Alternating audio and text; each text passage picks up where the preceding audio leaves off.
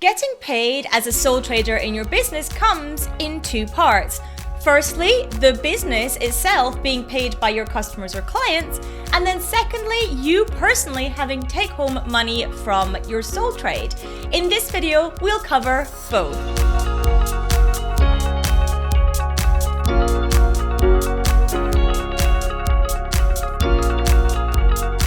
Just to be clear, we are speaking in this video about being self-employed. We are using the HMRC and Companies House definition of self-employment, meaning you are either a sole trader or running a partnership. You are not the director of a limited company. You do not get paid through your own limited company entity. If you are in that situation, I do have a video on that as well, so I will link to that in the description. So let's explore how to get paid when you are self-employed.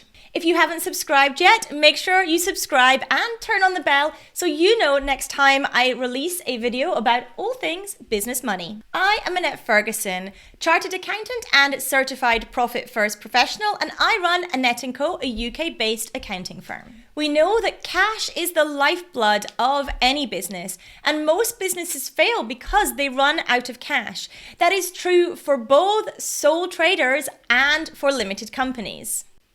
That means that getting clients who pay you is one of the most important things you can do in your business. As a sole trader, if you can have your customers or clients pay you upfront and in advance of you providing products or services to them, that is always going to be the best way for your business to be paid.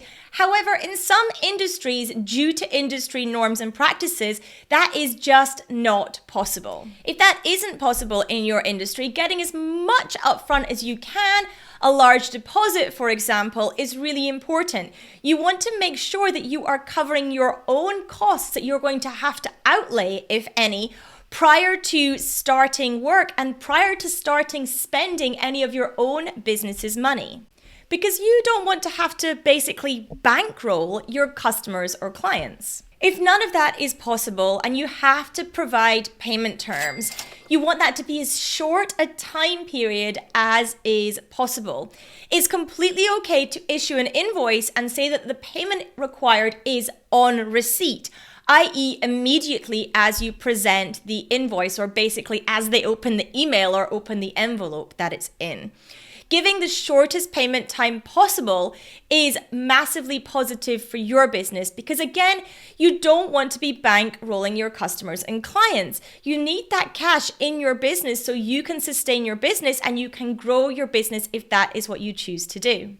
If all else fails and you're really struggling to get the money from your customers or clients, you can offer an incentive for earlier payment. So, for example, you might want to offer a 5% discount on invoicing if your customer or client pays within 3 days or 7 days, depending on what the average time usually takes for people to pay you.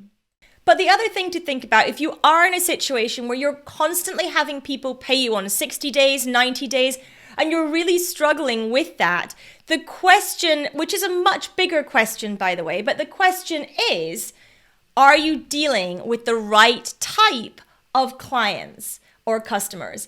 And the answer might be no. It might be time to assess the business model and whether that's truly working, because if it takes so long for your customers or clients to pay, it is going to cause cash problems in your business. And it might be time to pivot who your customers and clients are now to save you lots more pain in the future. So when it comes to your customers or clients paying you, that can be as simple as them making a bank transfer between their account or yours. Or you can get a bit more fancy and use something like Go Cardless, which is a direct debit provider, to set up a direct debit with your client so that you can take money on the direct debit. You can take that sporadically as you issue an invoice, or you can take it on something like a monthly or even a weekly cycle. And then you have a service like Stripe, for example, where you can set up card payments, either one-offs or recurring. I will link to all these resources in the description to the video as well for you to check them out. But all of these things are completely available to sole traders in order to collect money from your customers and clients. These third-party payment services using direct debit and using things like Stripe for card payments, they do charge you a fee, and you are not allowed to pass that fee on to your end customer explicitly. Of course, you can have generally higher prices to take account of that fee, but if someone chooses to use a payment method that incurs a fee for your business, you're not allowed to explicitly pass that on to the customer or client. That is against UK law.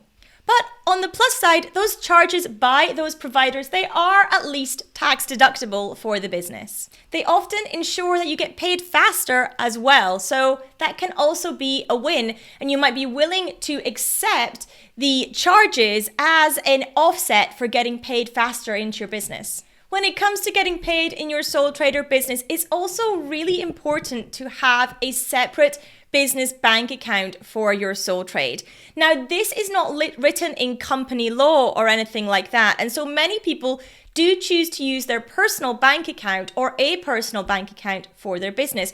However, it is actually against the bank's terms of service to use a personal account as a business account, and the bank can just shut down your bank account for doing so. If they spot it and they realize what you're doing, they are well within their rights to shut down that account because you're breaching their terms of service.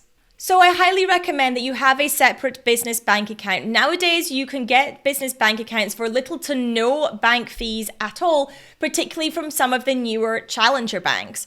But the other plus side of having a separate business bank account for your business is that it makes your bookkeeping and your tax work so much easier because it's already split out from your personal finances and not all mush-mashed together. Now, if you're getting value from this video, I would love if you want to make sure that you hit that like button. So we've covered off how you get money into your business, how you make sure that you're getting paid by your clients and customers. Let's now move on to how you as an individual basically get paid from your business. Now, as a sole trader, you and your business are the same legal entity.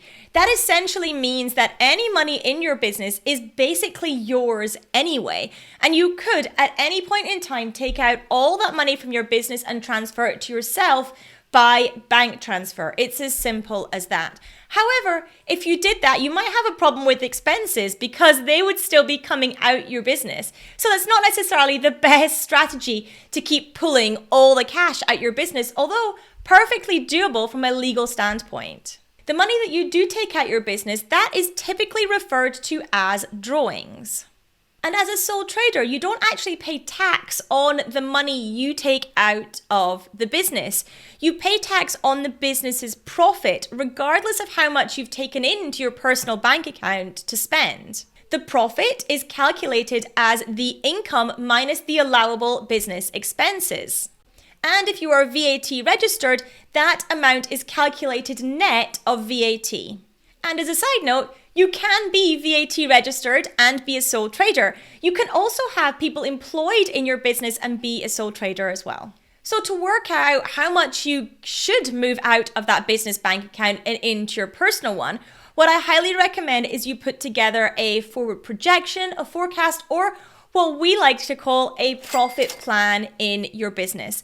I will link to some resources below on how to draw up a profit plan in your business, including my Kindle book on this. But essentially what it is it's a forward projection. It's a forward projection of income and expenses in your business. So you can see how much you can afford then to take out, what's left over and what you can take home in your business.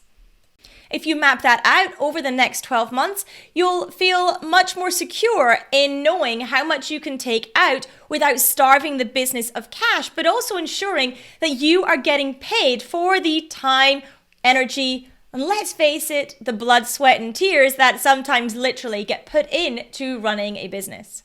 Like I mentioned, however much you decide to pay yourself from your business, you do that just by transferring the cash from your business bank account into your personal bank account. And that can be done as frequently as you wish. So if you're struggling with the accounting for your business, I would love for you to reach out.